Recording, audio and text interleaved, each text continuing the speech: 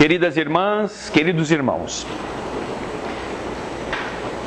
também saudamos todos os companheiros que estão escutando a palestra,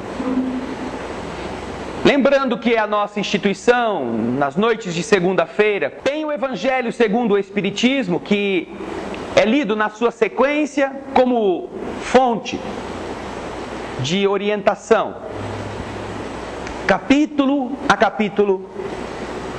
Ele vai nos fornecendo lições, conselhos, reflexões, que por mais que nós já o tenhamos lido, descobrimos sempre coisas que mesmo lidas não foram entendidas, não foram assimiladas. E também porque nós somos pessoas extremamente mutáveis, no amadurecimento que o tempo vai fazendo conosco, vai propiciando ao nosso espírito, de tal forma que somos pessoas diferentes ao longo dos anos. A perda de um ente querido, o desemprego profissional, a angústia da enfermidade de um filho, a decepção amorosa, são experiências que enriquecem a alma e a tornam mais maduras e sensíveis, as nossas almas, a estas reflexões positivas. E aquilo que antes havíamos lido sem prestar atenção, porque não era o nosso problema, agora cai em nós como a chuva no deserto. Por isso é que o mundo espiritual aconselha que seja o Evangelho, nesses comentários que fazemos na segunda e na quinta noite, o roteiro principal dos nossos encontros. O capítulo 24 é muito rico. Começamos este capítulo na semana passada, quando o Evangelho nos ensinou sobre a necessidade de colocarmos a luz acima de todos os obstáculos, para que aqueles que estão na escuridão consigam enxergar. E ao meditarmos sobre isto, passamos a entender que a necessidade de estarmos na vida é exatamente a de fazermos, não com que os outros mudem, não obrigar as pessoas a serem diferentes, mas a de acender a nossa luz, para que alguém possa ver.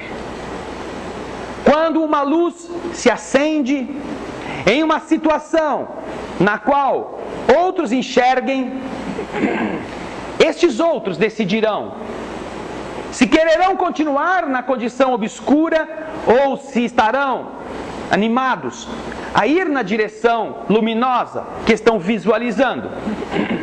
Direção esta que eu não quero me referir aqui ao sol, não. Estou me referindo a qualquer luzinha. Sem nos esquecermos de uma brincadeira que no campo ainda muitos fazem, que é a de reunir os vagalumes dentro de um pote de vidro e sair pelo campo de noite, contando com aquela luzinha, multiplicada aí pelo número dos vagalumes, como um pequeno farolzinho para iluminar a sua trajetória. Quando nós entendemos a nossa necessidade de aprendizado e nos empenhamos nela, e aquilo que a gente aprendeu, nós procuramos converter em atitudes, as nossas forças se tornam radiantes. Aquilo que fazemos estimula outros a fazerem também.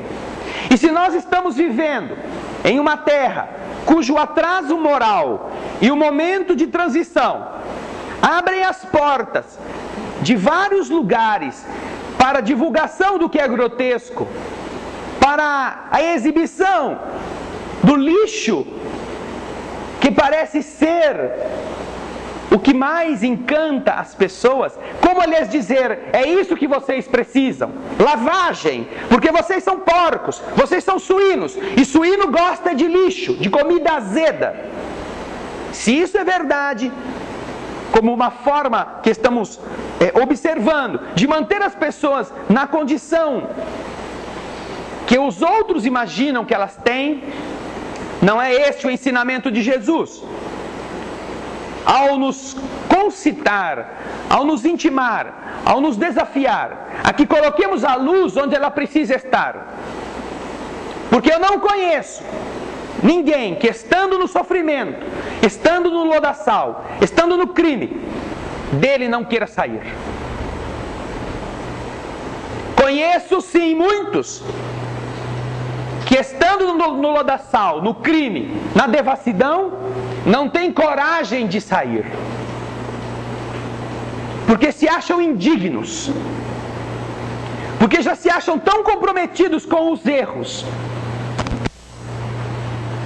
que têm para si próprios, que não adianta agora desejar mudar. Então se intimidam, se enfraquecem, deixam de tentar. E isto significa exatamente séculos de dor, que poderiam ser abreviados se aquela criatura tivesse encontrado alguém que lhe dissesse: não, não. Nós podemos ter errado terrivelmente, mas Jesus nos convoca todos os dias. Todos os dias diz: você pode construir um novo dia, um novo amanhã. Comece hoje. Ah, mas eu já fiz isso, já fiz aquilo. Não importa. Se nós olharmos nas inúmeras existências que nós já tivemos, nas vidas anteriores, como a doutrina espírita nos explica, e nós tivéssemos uma noção do que nós já fizemos, com toda certeza nos acharíamos indignos para estarmos hoje na Terra. A bondade do Criador é tão exuberante que passa um véu na consciência lúcida dos nossos erros, não para que nós nos libertemos deles, mas para que eles não nos massacrem. E então, a lei de causa e efeito vai funcionando, até o ponto em que a gente, entendendo o seu mecanismo, já não se preocupe mais. Não se preocupe mais com ele. Nós não nos preocupemos mais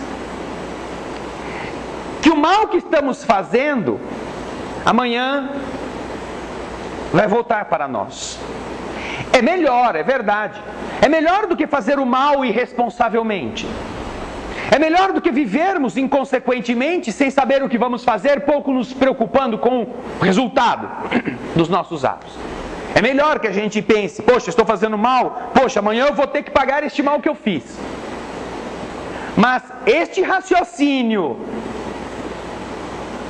vinculado ou dependente deste processo mental ainda não é o objetivo. Há pessoas que vivem na terra pagando dívida. E é muito comum ouvir espíritas falar: eu tenho que pagar o meu passado. Eu estou sofrendo assim porque eu tenho muita dívida para pagar. Isso não muda nada. E isso ainda, a pequena, torna ínfima a ideia que fazemos do Criador. Por quê? Porque pensamos que Deus é um grande banco, ou um grande contabilista que tem aqueles livros imensos onde todos os seus filhos têm uma página, e onde ele fica: falou um palavrão, menos 5 pontos. Parece coisa de automóvel, né? Multa de trânsito. Andou na velocidade acima do limite, menos 3 pontos. Passou de 20% do limite da velocidade permitida, menos 7 pontos. Acelerou demais, ultrapassou o sinal vermelho, menos 18 pontos. A pessoa com mais de 20 pontos devendo aí tem que reciclar-se. Imaginar que Deus conta a nossa evolução somente por esse processo, ou resume a sua justiça a um balancete, é não saber o que é o esforço divino na construção da nossa individualidade. Quando o Senhor fala, coloque a candeia acima, Ele está dizendo para nós, ilumine-se. Não se preocupe se tem dívida ou não tem. Porque a finalidade da existência é tornar o ser melhorado, o ser luminoso. E quando você está num quarto escuro, em desespero porque precisa enxergar e não consegue, você não se incomoda que o que você tem à mão seja um palito de fósforo. Você não se incomoda se o que você tem à mão seja um toco de uma vela que você possa acender. Ah, seria lindo se você tivesse um candelabro de 200 velas e o tivesse aceso ali para iluminar todo o recinto, mas você não tem.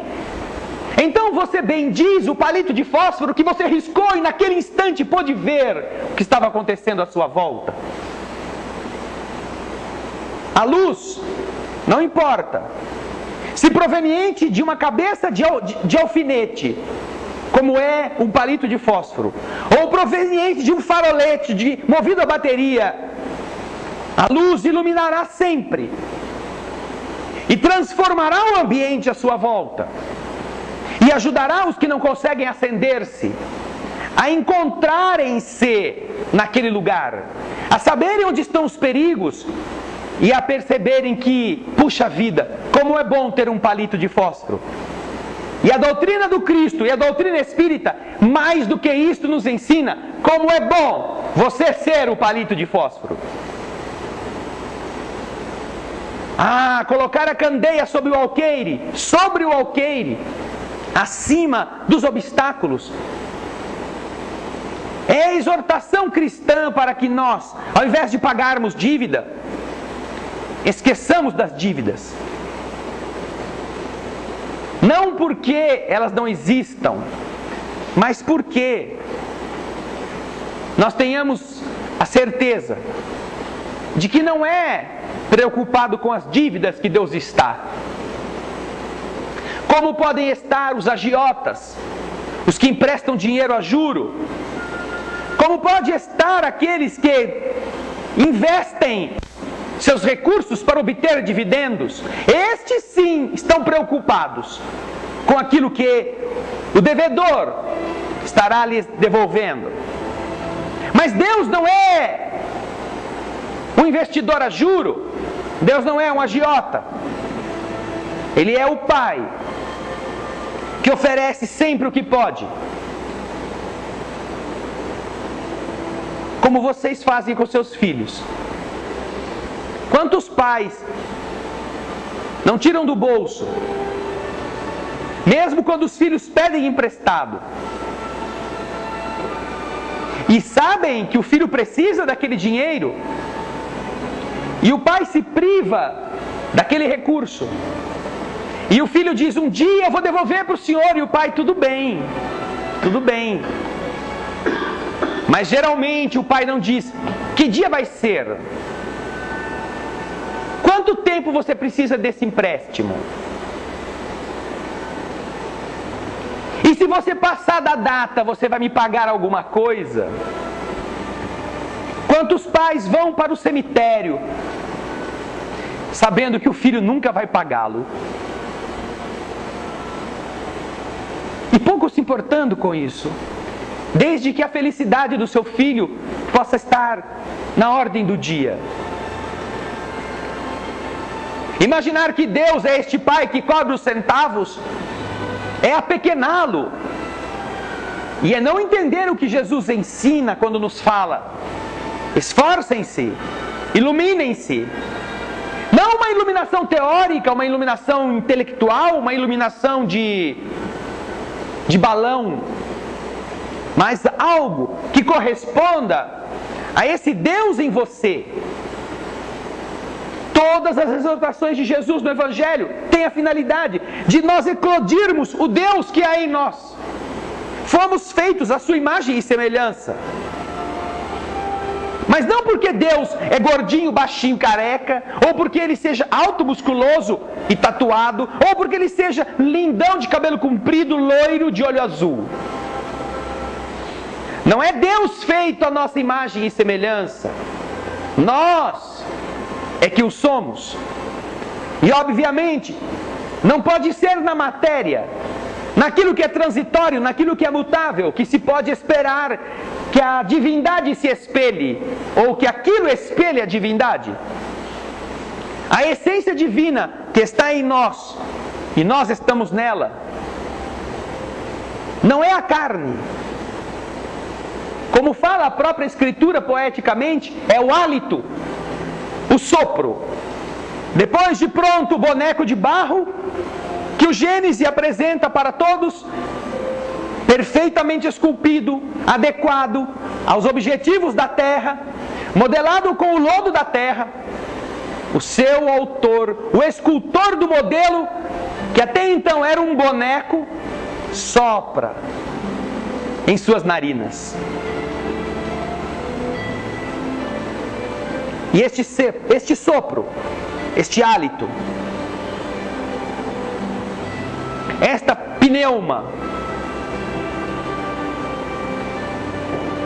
dos gregos, pneuma, ar,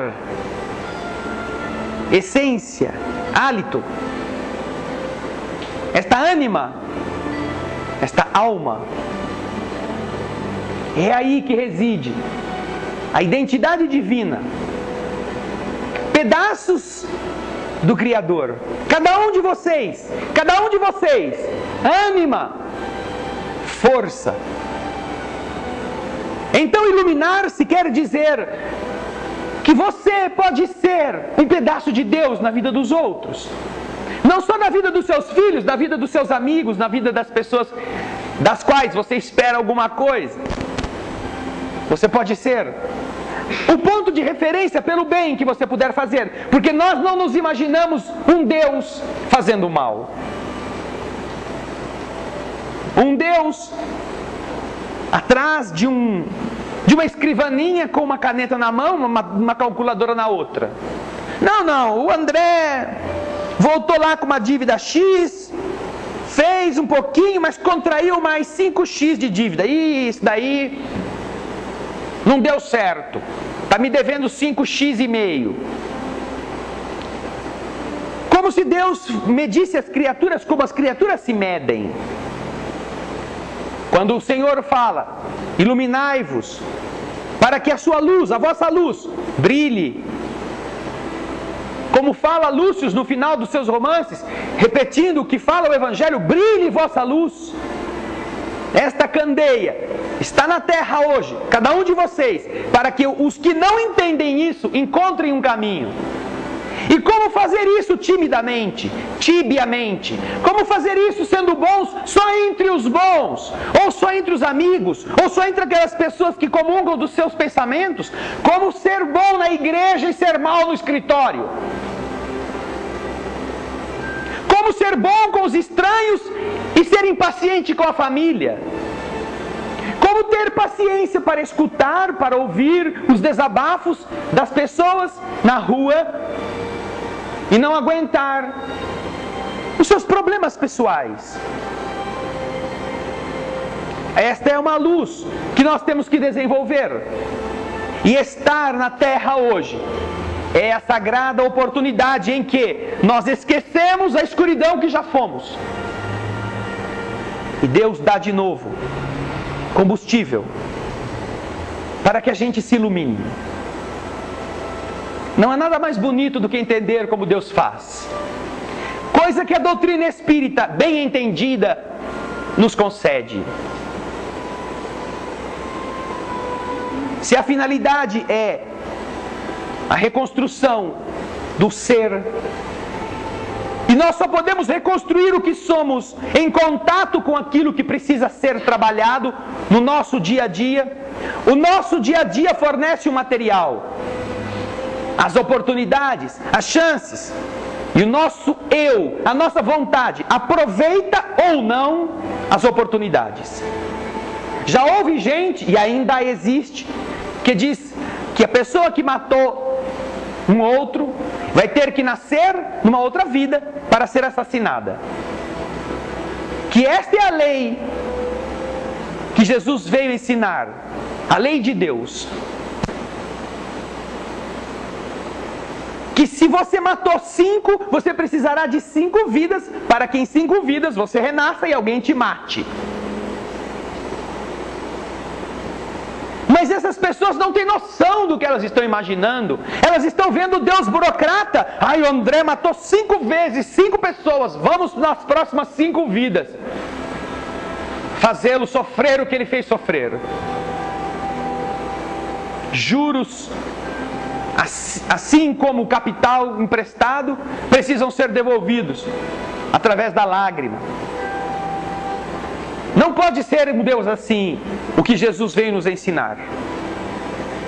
E se é verdade que existe a lei de causa e efeito, como aquela que dá a cada um o que cada um precisa para aprender, porque fez exatamente o que não devia fazer, a lei de causa e efeito, ela tem um limite. O sofrimento que ela produz é o sofrimento que educa. Nós precisamos da lei de causa e efeito enquanto somos desmiolados, enquanto somos criaturas assim, sem juízo. Porque depois que a gente conquista a capacidade de se iluminar fazendo o bem, aí nós não precisaremos mais ser educados pela lei de causa e efeito, ainda que ela continue existindo. Nós não sofreremos mais para aprender a não fazer o mal. Nós sofreremos. Mas sofreremos por nos esforçar para que os outros não sofram. Sofreremos por entender que deixamos de ser um péssimo aluno, um péssimo filho, que comprometíamos o orçamento do pai dentro de casa, que defraudávamos o patrimônio que ele lutou para conseguir, e agora passamos a, entendendo isto, ajudá-lo. Sofreremos para que essa luz que a gente entendeu de que fomos feitos dela possa chegar aos outros, para que esses exemplos fecundem outras pessoas. Sofreremos as agressões dos outros sem agredi-los. Sofreremos as injustiças sem praticá-las. Sofreremos a incompreensão, o desamor das pessoas sem deixar de querê-las. Mas sofreremos estas coisas como Jesus sofreu, sem reclamar. Porque saberemos que mesmo assim, mesmo recebendo o troco ruim do investimento bom, aquele que não sabe hoje vai carregar o que você deu a ele para o resto da vida. E nesta existência, ou em outras quaisquer, o que você semeou nele vai eclodir, vai surgir. E ele será menos infeliz, porque você, na vida dessa pessoa, ou nos exemplos que deixou, fecundou nos outros a esperança, a vontade de ser diferente. Ah, queridas irmãs, quando entendemos o que significa o esforço dos Espíritos em colocar a luz onde ela precisa estar, não nos referimos aqui somente aos trabalhos religiosos de uma instituição, somente ao proselitismo de irmos pregar uma fé, não. Nós nos referimos à conduta ética, à postura nobre, que você adote em tudo aquilo que faça. A postura ética com que você trata as pessoas na rua, a consideração com que você trata a natureza, aos esforços de cooperação com o Criador que tenta salvar o planeta das garras que o querem destruir, nós entenderemos que não é justo, não é bom, não é adequado, e Deus não faria isto. aproveitarmos-nos da necessidade de um para enriquecermos-nos. E com a desculpa de resolver o problema dele, colocá-lo em uma situação pior do que a que ele possuía, pela ganância, pelo desejo de esfolá-lo, explorando-o. Me recordo de um irmão que em determinada época me atendeu como dentista. Uma pessoa muito dedicada, muito devotada, um homem bom. Ainda que atualmente não seja mais o dentista que eu consulto. Estávamos em uma quinta-feira na nossa casa. Já ia o horário avançado. E estávamos nos preparando para viajar, depois da reunião do passe magnético. Iríamos sair de Campinas por volta de 11, 11h30 da noite. Teríamos uma viagem longa, de 2 horas, 3 horas de caminho.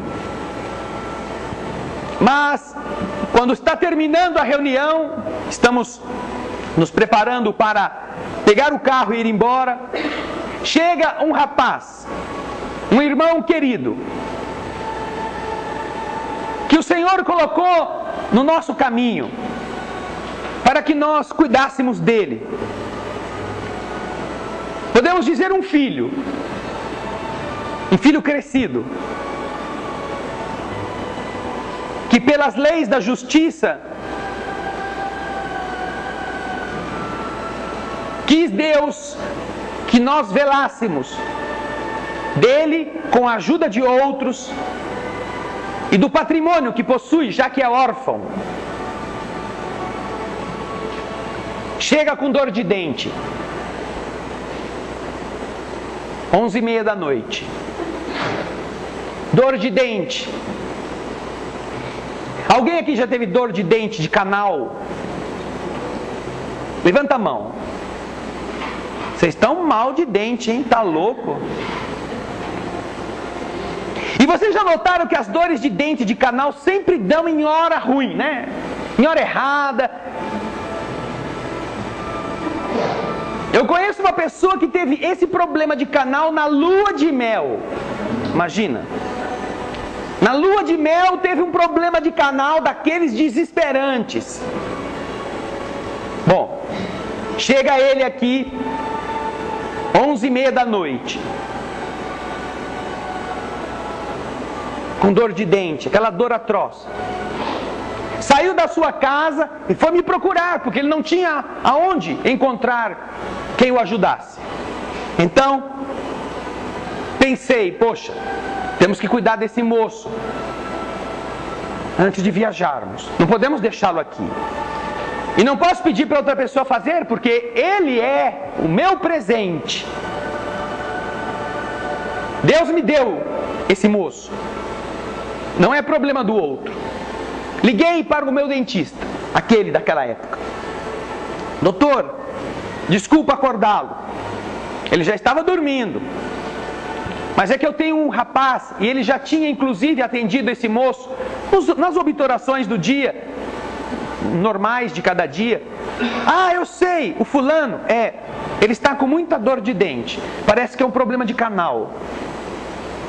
Você tem condições de levá-lo no meu consultório em 20 minutos? Tenho. Então, pode ir para lá. Se você chegar antes, me espera.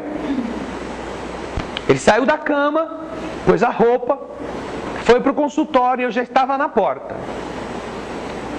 Já imaginando quanto ia custar, não é? Já imaginando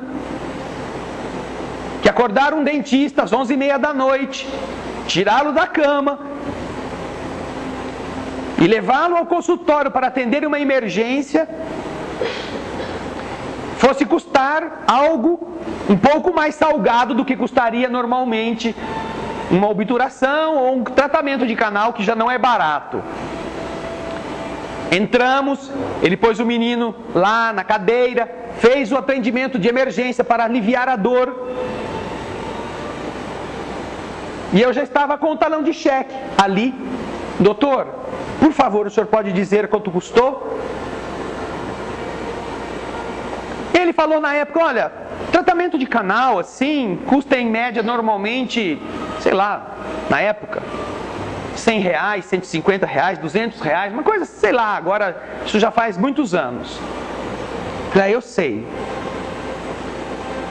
Mas esse aqui, não vou cobrar nada. Não vai custar nada. Falei, como, doutor, não vai custar nada? Não, não vai custar nada. Mas o senhor saiu da sua casa. O senhor está dormindo. Eu não vou pedir. Ele realmente é um menino pobre, mas ele tem dinheiro no banco que nós administramos como seu tutor, como curador legal dele. Ele tem como pagar. Eu sei, André, eu sei que ele tem. Mas sabe, André, eu aprendi uma coisa na minha profissão. Eu não exploro a dor do meu semelhante. Eu fico muito contente que nesse momento difícil você tenha me procurado.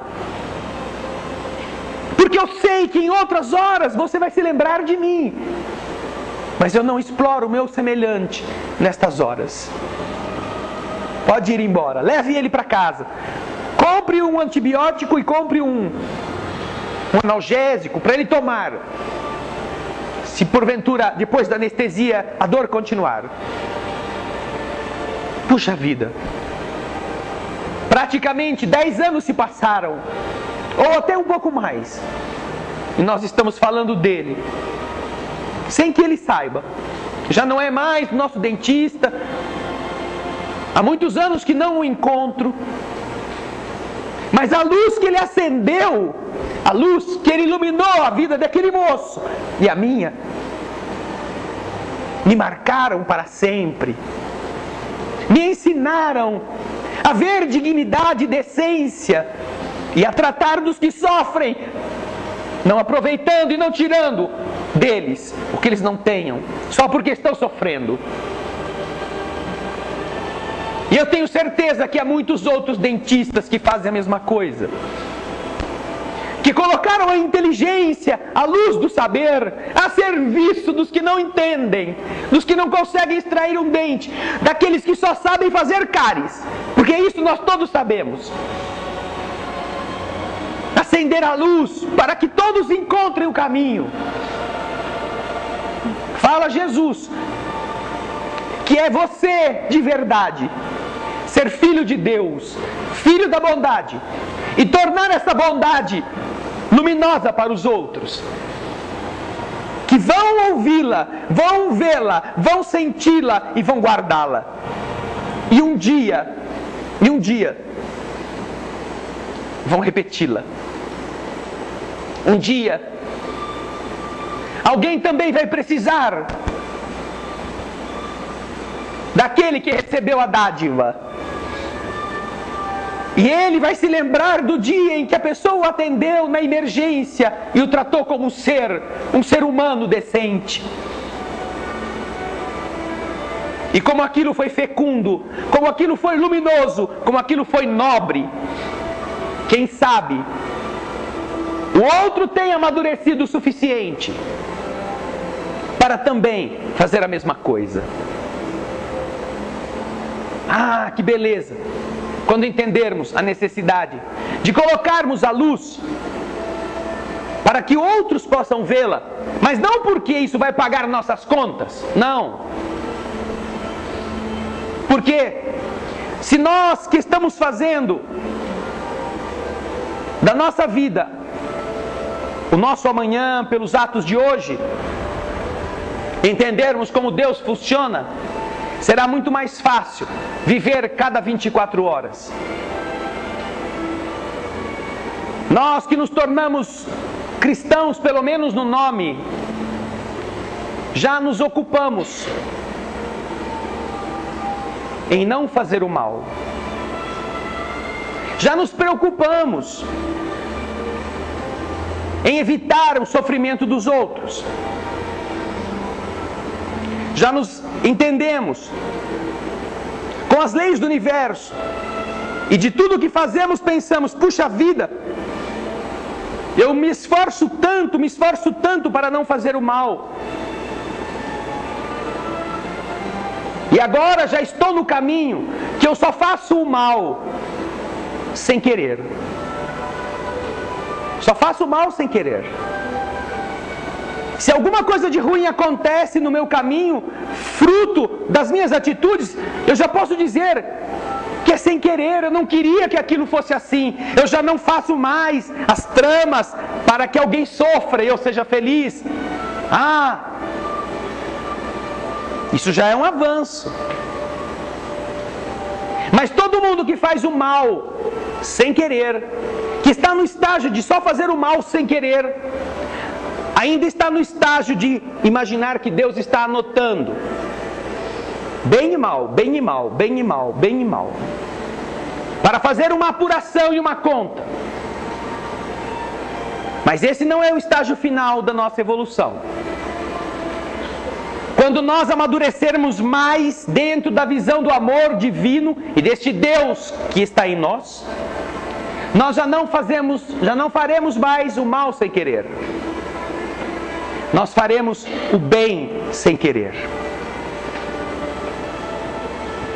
Porque nós faremos o bem sem imaginar que aquilo que estamos fazendo é bom. Sem medir nossas atitudes. Agora eu vou fazer o bem. Não, agora eu não vou fazer o mal. Não, eu farei o melhor. Tudo que eu for fazer, farei por amor. Farei com carinho. Eu farei o bem e não saberei que aquilo que eu estou fazendo é a bondade. Porque eu já não me preocupo mais com o mal. Quando chegarmos no estágio de fazermos o bem sem querer, de tão natural que ele seja em nós, aí, quem sabe, aquele Deus burocrata, aquele Deus contador, aquele Deus que apura o certo e o errado, nos guinde a etapa seguinte e diga para nós: sabe, André, sabe, eu estou olhando na sua ficha aqui longa dos erros que você já cometeu, e de verdade posso te informar que ao longo de toda a sua trajetória de espírito imaturo, você cometeu inúmeras atrocidades, inúmeros equívocos, muitos erros. Mas agora o que nós temos diante não é mais o que você já fez. O que nós estamos constatando agora, observando a sua atitude, e isto está longe de acontecer comigo, só estou me pondo como exemplo, é que agora você já está fazendo o bem sem querer. E se você agora aguenta todas as agressões e não deseja o mal, se você agora está enfrentando as lutas e não deseja ganhar nada com isto, se você agora está lutando pelo bem até dos próprios inimigos, vamos fazer uma coisa, André, vamos jogar fora as dívidas. Começa daqui para frente a nova etapa, porque as dívidas só estavam pendentes até que você aprendesse a ser assim, até que você deixasse de ser mal, de ser ruim. Enquanto você não entendesse isso, você precisava pagar o mal que fez. Mas quando você entendeu que a função do ser humano na terra é fazer o bem, você não precisa mais se preocupar com os erros de lá de trás, porque você está preparado para sofrer se necessário, sem desejar o mal, sem fazer o mal, sem querer o mal, sem lastimar o mal. Você trabalhará, você se empenhará. Então já não há mais necessidade de guardarmos estes papéis aqui. Como a gente, quando vai para a escola e vai juntando aqueles cadernos do primário, do ginasial e do colegial, porque pode ser que um dia você vá precisar deles. Aí você está lá já com seus filhos criados e aquele mundaréu de caixaria, aqueles cadernos já tudo amarelado, comido pelas traças. Um dia você resolve fazer uma faxina e o que é esse monte de caixa velha aqui? Ai, meus cadernos. Caderno de tabuada, caderno de beabá, caderno de caligrafia. Mas isso só está ocupando esses... Quando é que eu vou ocupar isso tudo? Que eu fique com um caderninho desse de lembrança. Ah, tudo bem, mas essa caixaiada toda vai tudo para o lixo. Porque você já não é mais aquilo que está no caderno. Você já se graduou, você já se formou, você já foi o que vivenciou todas as condições intelectuais e agora aquilo não faz mais sentido. Joga fora. Agora, vamos aprender outras coisas. Vamos deixar um espaço vazio para enchermos com novas lições, novos ensinos, novas coisas úteis. Colocar a candeia sobre o alqueire. É nós estarmos na terra procurando fazer com que nossa vida, sem a pretensão de que ela seja luz para os outros, que ela seja luminosa. Que o que falemos, o que façamos, o que sintamos, espelhe isto. Você amava uma pessoa que de repente te enganou. Não se apague. Se aquilo que você dizia sentir, de repente se transformou em ódio, você nunca sentiu aquilo. Mas se aquilo que você tinha no coração era amor de verdade, a outra pessoa pode ter sido a pior de todas. Você se separe, mas você não odeie. Porque senão o problema é você. Se o outro ou a outra traiu, isso é problema dele. Mas se você por causa disso passou a odiá-lo ou odiá-la, isso é problema seu. Você se apagar por causa dos outros é ter uma péssima escolha, porque esse é o seu destino. O que você faz de você, a culpa é sua, não é de quem te enganou, não é de quem passou a perna em você. Talvez o sofrimento que essa outra pessoa terá pelos equívocos a que ela ainda precisará sofrer, a eduquem, a ajudem. Mas se você de verdade quer ter certeza de que nunca mais vai precisar estar ao lado dela nas vidas futuras para passar pelo risco de ser enganado de novo, ame-o ou ame-a, mesmo que não esteja mais junto com ele. Ajude-o se ele precisar, se ela precisar. Deseje a felicidade dele ou dela. Empenhe-se em orar por eles, para que sejam felizes, mesmo que você esteja sozinho ou sozinha, esteja amargo por causa disto. Porque uma coisa é o que eles vão fazer, outra coisa é o que você vai fazer. Se eles demonstraram que não estão à altura do afeto sincero e honesto, demonstre você que o que você teve por ele ou por ela de verdade foi nobre. Porque se você agir de outro modo, você terá apenas disfarçado de nobreza a miséria. Você nunca terá de verdade se enriquecido com o próprio sentimento. Ah, mas dói muito. Será que não precisamos dessa dor? Será que essa dor também não nos vai educar a fim de que nós pensemos o que é que nós deixamos de fazer para que a outra pessoa fosse embora? Porque é muito simples a gente dizer: ai, eu fui enganado ou fui enganada e a outra pessoa me traiu com um terceiro. Coitadinho de mim. Outra coisa é a gente pensar: o que será que eu fiz que poderia ter evitado isto? O que será que eu não fiz? Que se eu tivesse feito, talvez isso não tivesse acontecido. Nós amadureceremos com o sofrimento. Mas o maior problema é nós nos escurecermos com ele. Sofrer faz parte da vida. Se nós não sofremos, não melhoramos. Mas escurecer-se e apagar-se não faz parte da vida. Faz parte da mesquinhez humana, do medo de sair do útero, do medo de ir para a escola no primeiro dia, do medo do primeiro dia do emprego, do medo de alguém descobrir que a gente é tão despreparado como a gente sabe que é. Aí sim, a gente foge e prefere ficar na escuridão ao invés de se acender. Quando entendemos o que Jesus quis dizer,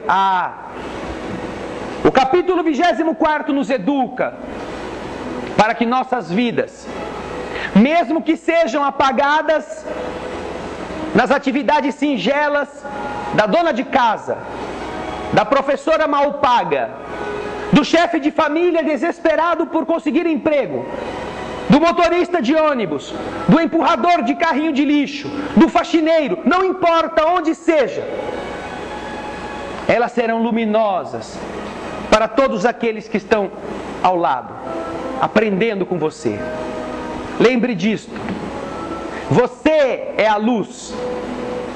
Acenda-se, esteja vibrando, esteja na terra, não como quem paga dívida, mas como quem já não faz senão o bem, mas o faz de forma tão natural que já não sabe mais que o está fazendo.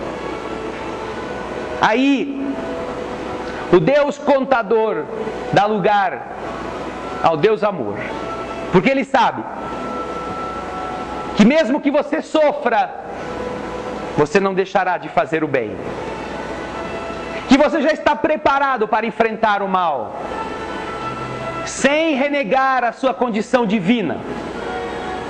E para que a gente tenha, uma boa medida de como agirmos das situações, quando estivermos passando por elas, pensemos naquilo que nós gostaríamos de fazer. Deus faria isso se fosse eu?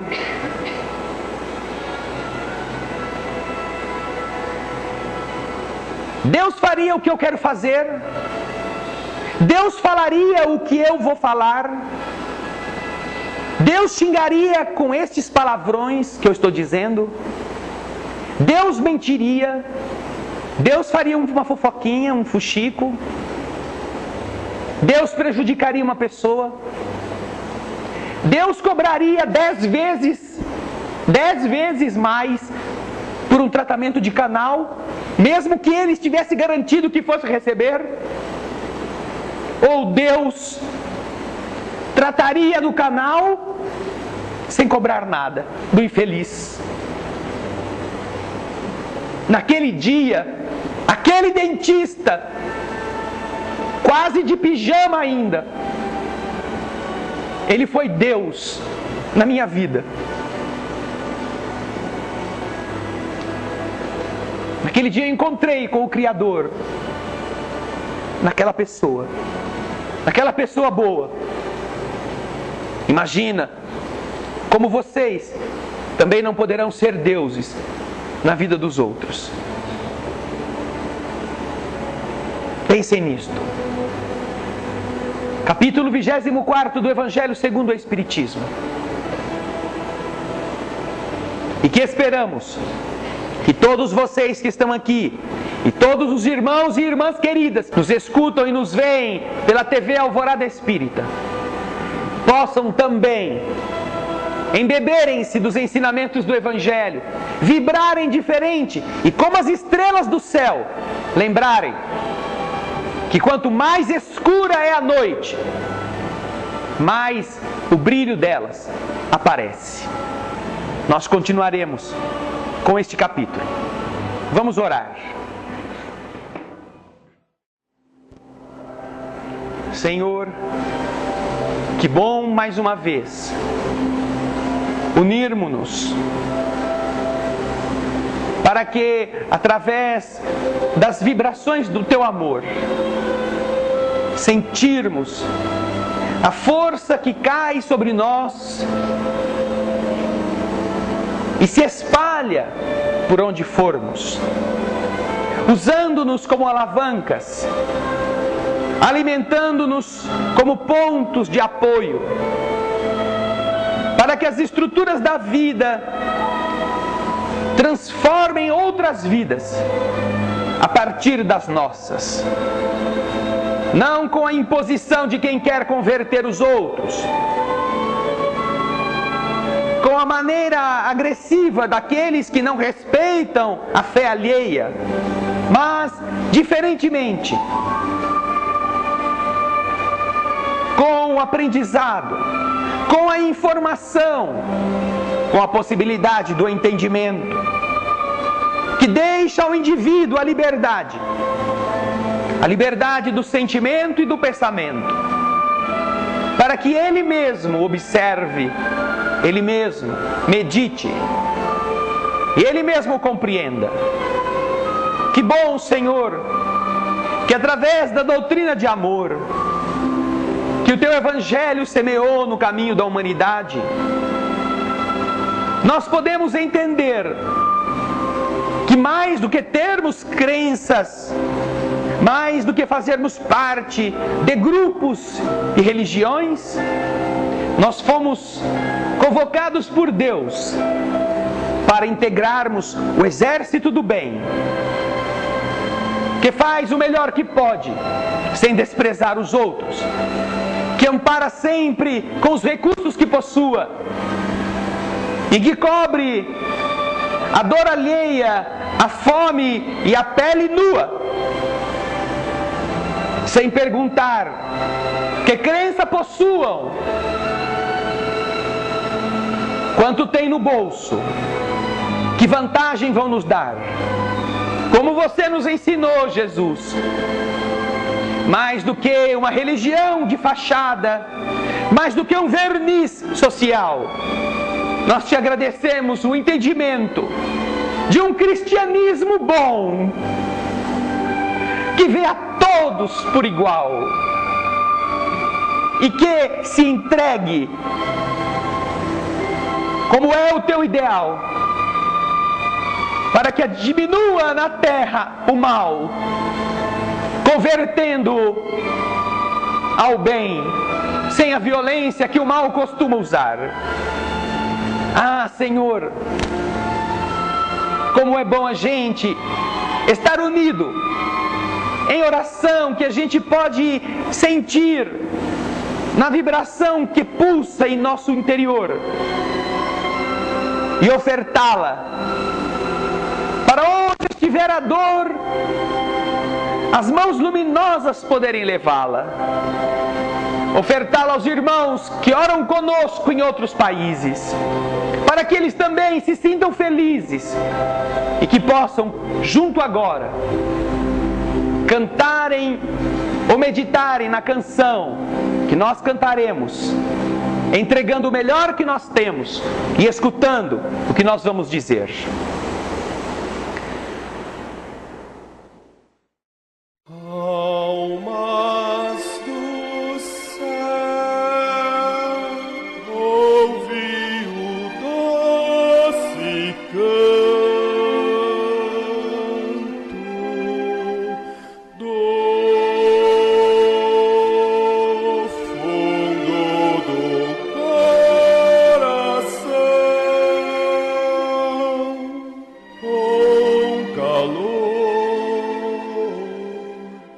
repleto de perfume.